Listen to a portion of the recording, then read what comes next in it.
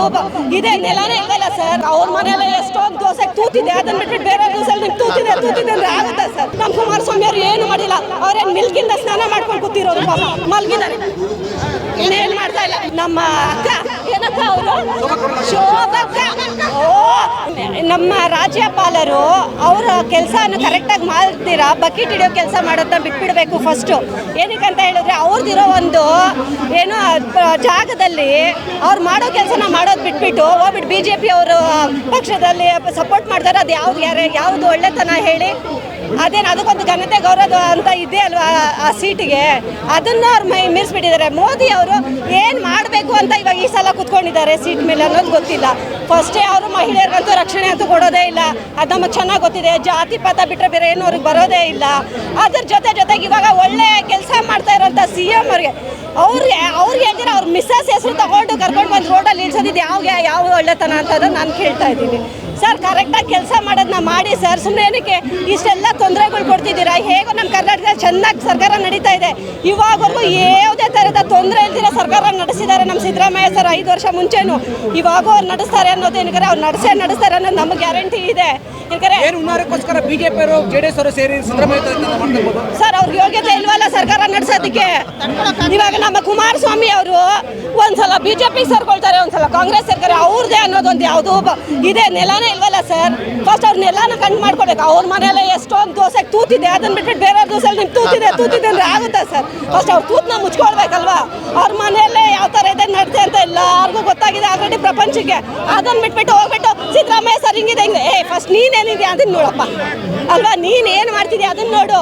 ಅವ್ರು ಏನು ಮಾಡ್ತಾರೆ, ಅವ್ರು ಏನು ಮಾಡ್ತಾ ಇಲ್ಲ, ಜನತೆ ಎಲ್ಲ ನೋಡ್ತಾ ಇದೆ. ನೀನೇನು ಮಾಡ್ತಾರೆ ಅದನ್ನ ನೋಡು. ಇಲ್ಲಿ ಇಲ್ಲಿ ಸ್ವಲ್ಪ ಇದೆ ಏನಾದ್ರು ಒಳ್ಳೆ ಸಿಗ್ತಾ ಇದ್ದಾರೆ, ನೀನು ಇಲ್ಲಿ ನೋಡಿ ಬಂದ್ಬಿಡ್ತೀಯ. ನಿನ್ನಿಂದ ಲಾಸ್ಟ್ ಸಲ ನಮ್ಮ ಸರ್ಕಾರ ಮುರಿದೋಯ್ತು. ಈ ಸಲ BJPಗೆ ಹೋಗಿದ್ಯಾ, ಅಲ್ಲೇನ ಮಾಡ್ತೀವಿ ಅಂತ ಗೊತ್ತಿಲ್ಲ, ಕುತಂತ್ರ ಅಲ್ಲ. ನೀನೊಂದು MP ಇಲ್ಲಪ್ಪ, MP ಆಗ್ಬಿಟ್ಟು ನಮ್ಮ ಕರ್ನಾಟಕಕ್ಕೆ ಏನು ಮಾಡಿದ್ಯಾ ನೀನು? ಅದನ್ನ ನೀನು MP ಅಲ್ವಾ? ಈ ಸಲ ನಮ್ಮ ಕರ್ನಾಟಕ ಎಷ್ಟು ಇದು ಪರಿಹಾರ ತಂದಿದ್ಯಾ ಅದನ್ನ ಹೇಳು.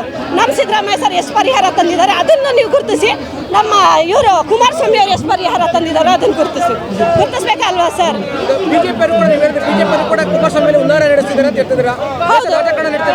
ಹೌದು ಸರ್, ರಾಜಕಾರಣ ನಡೆದಿದ್ರೆ ಇನ್ನೇನು ಸರ್? ಇದು ಯಾವುದೋ ಹಳೇದು. ಆ ಟೈಮಲ್ಲಿ ನಮ್ಮ ಸಿದ್ದರಾಮಯ್ಯ ಸರ್ CM ಇರಲಿಲ್ಲ. ನಮ್ಮ ಸಿದ್ದರಾಮಯ್ಯ ಸರ್ ಏನಾದ್ರು ಅಪ್ರೂವಲ್ ಮಾಡಿರೋದು ಯಾರು?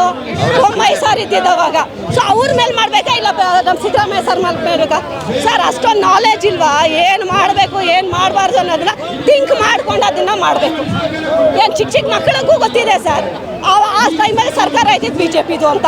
ಅಷ್ಟು ಇವ್ರಿಗೇನು ಬುದ್ಧಿ ಇಲ್ವಾ? ಏನಂತ ಇವ್ರು ಹಂಗಾರೆ MP ಅಂದರೆ ನಾಲಾಯಕ ಹಂಗಾರೆ ಇವ್ರಿಗೆ ನಾಲೆಜ್ ಇಲ್ಲ ಅಂದ್ರೆ ಇವ್ರು ಬಂದು MP ಆಗೋದಕ್ಕೆ ಯಾರು ಇವ್ರಿಗೆ ಅರ್ಹತೆನೇ ಇಲ್ಲ. ಸಿದ್ದರಾಮಯ್ಯ ಬಿಟ್ಟರೆ ಬೇರೆ ಯಾವ ರಾಜಕಾರಣಿ ಸರ್? ಎಲ್ಲರೂ ಯಾರ ಹತ್ರ ಇಲ್ಲ ಇಲ್ವಾ ಅಂತಲ್ಲ ಸರ್, ಯಾರ ಹತ್ರ ಇಲ್ಲ ಅದನ್ನ ಕೇಳಿ. ಅವ್ರೊಬ್ಬರ ಹತ್ರ ಇಲ್ಲ. ಯಾರ ಹತ್ರ ಇದೆ ಸರ್? ಕುಮಾರಸ್ವಾಮಿ ಅವ್ರ ಹತ್ರ ಇಲ್ವಾ? ಅಲ್ವಾ?